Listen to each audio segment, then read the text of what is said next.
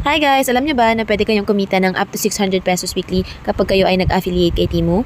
Kailangan nyo lang mag-check-in ng 7 days to get 150 pesos and 450 pesos naman ang makukuha nyo kapag nakompleto nyo ang kanilang weekly task. So, ganun lang siya kadali, no? Easy 600 pesos, wala ka pang in-order, meron ka ng 600 pesos. Maliban doon, pwede rin kayong kumita ng 100 pesos kada referral sa Temu. Plus, percentage ng order kapag yung ni-refer ninyo ay nag-place ng order gamit din ang inyong link. So, hindi lang yan. Marami pang bonuses at discounts ang makukuha kapag ikaw ay affiliate ni Temu.